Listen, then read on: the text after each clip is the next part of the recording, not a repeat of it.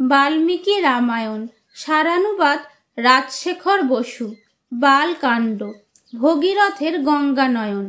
সগরের মৃত্যু হলে প্রজারা অংশুমানকে রাজপদে অধিষ্ঠিত করলে। কিছুকাল পরে অংশুমান তার পুত্র দিলীপকে রাজ্যভার দিয়ে হিমালয়ে গেলেন এবং সেখানে 32,000 বৎসর তপস্যা করে স্বর্গলাভ করলেন। দিলীপ কেবলই ভাবতেন কি উপায়ে গঙ্গার অবতরণ এবং তার পিতামহদের উদ্ধার হবে। অবশেষে তিনি মনের দুঃখে ব্যাধিগ্রস্ত হলেন এবং পুত্র ভগীরথকে রাজ্য দিয়ে ইন্দ্রলোকে গেলেন। ধর্মশীল রাজশ্রী ভগীরথের সন্তান ছিল না। তিনি মন্ত্রীদের উপর রাজ্য চালনার ভার দিয়ে গোকর্ণ প্রদেশে গিয়ে গঙ্গা বতরণের নিমিত্ত কঠোর তপস্যায় নিরত হলেন। সহস্র বৎসর গত হলে ব্রহ্মা সুরগণের সঙ্গে এসে তাকে বললেন, মহারাজ ভগীরথ, তোমার তপস্যায় আমি তুষ্ট হয়েছি, বর চাও।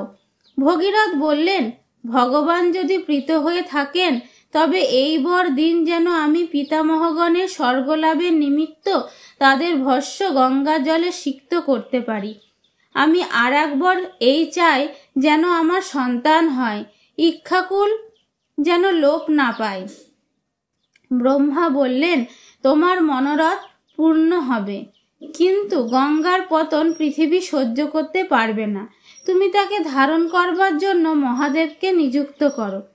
ব্রহ্মা চলে গেলে ভগীরথ অঙ্গুষ্ঠাগ্রে ধরাতলে ভর দিয়ে 1 বৎসর কঠোর তপস্যা করলেন। তাতে পশুপতি প্রীত হয়ে গঙ্গাকে মস্তকে গ্রহণ করতে সম্মত হলেন। তখন গঙ্গা বিশাল আকার ধারণ করে আকাশ থেকে দুঃসহ বেগে শিবের মস্তকে পড়তে লাগলেন। গঙ্গার ইচ্ছা হলো তিনি স্রোতের বেগে শঙ্করকে পাতালে নিয়ে যাবেন। তার এই গর্ব হয়েছে জেনে মহাদেব ক্রুদ্ধ হয়ে জটামণ্ডল মধ্যে তাকে অবরুদ্ধ করলেন। তখন ভগীরথ আবার তপস্যা করলেন। তাতে তুষ্ট হয়ে মহাদেব গঙ্গাকে বিন্দু সরোবরের দিকে পরিত্যাগ করলেন। গঙ্গা সপ্তস্রোতে বইতে লাগলেন। পশ্চিমে হাদ্রিনী, পাবনী ও নলিনী, পূর্বে সুচক্ষু, সীতা ও সিন্ধু এবং সপ্তম স্রোত ভগীরথের পশ্চাতে। রাজশ্রী ভগীরথের দিব্য রথে আরূঢ় হয়ে আগে আগে যেতে লাগলেন। দেবশ্রী, গন্ধর্ব, যক্ষ, সিদ্ধগণ দেখতে এলেন। বৃহৎ বিমান ও অশ্ব গজাদি আরোহণ করে দেবগণ উপস্থিত হলেন। পৃথিবীতে গঙ্গার সেই আশ্চর্য অবতরণ দেখাবার জন্য যে দেবগণ এসেছিলেন তাদের উজ্জ্বল কান্তি এবং আভরণ প্রভায় মেঘশূন্য আকাশ শত সূর্য প্রকাশের ন্যায় শোভিত হল। চঞ্চল শিশুমার, সর্প, মৎস্য সকল উৎক্ষিপ্ত হওয়ায় আকাশ যেন বিদ্যুৎ খচিত হল। পাণ্ডুবর্ণ ফেনপুঞ্জ সহস্র খণ্ডে বিকীর্ণ হওয়ায় বোধ হলো যেন হংস সমাকীর্ণ শারদীয় মেঘে আকাশ পরিব্যাপ্ত হয়েছে।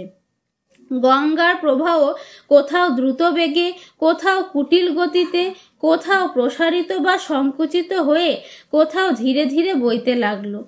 কোন স্থানে জলের সঙ্গে জলের সংঘর্ষ হলো, জলপ্রবাহ ঊর্ধ্বপথে গিয়ে আবার ধরাতলে পড়ল।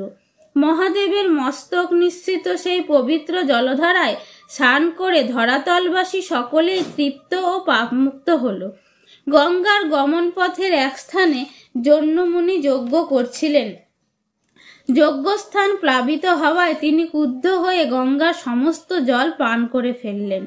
তখন দেবতা, গন্ধর্ব, ঋষিগণ স্তব করে জন্যুকে বললেন যে গঙ্গা তার দুহিতা। জন্যু তার কর্ণরন্ধ্র দিয়ে গঙ্গাকে মুক্ত করলেন। সেই অবধি গঙ্গার এক নাম জাহ্নবী হয়েছে। গঙ্গা পুনর্বার ভগীরথের অনুগমন করতে লাগলেন এবং সাগরে উপস্থিত হয়ে রসাতলে প্রবেশ করলেন। ভগীরথ তাকে ভস্য রাশির কাছে নিয়ে গেলেন। সেই ভস্য পবিত্র গঙ্গা সলিলে প্লাবিত হওয়ায় সগর সন্তানগণ গতপাপ হয়ে স্বর্গে গেলেন। তারপর ব্রহ্মা ভগীরথকে বললেন, তুমি 60,000 সগরপুত্রকে ত্রাণ করলে। যতকাল সাগরে জল থাকবে ততকাল তারা স্বর্গে বাস করবেন।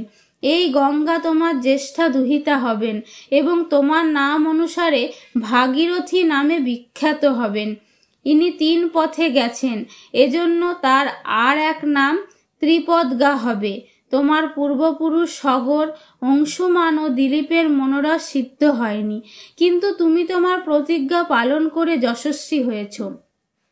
এখন তুমি অবগাহন করে শুচি ও পুণ্যবান হও এবং পিতৃগণের সলিল ক্রিয়া সম্পন্ন করো। ব্রহ্মা চলে গেলে ভগীরথ যথাবিধি পিতৃতর্পণ শেষ করে স্বরাজ্যে ফিরে গেলেন।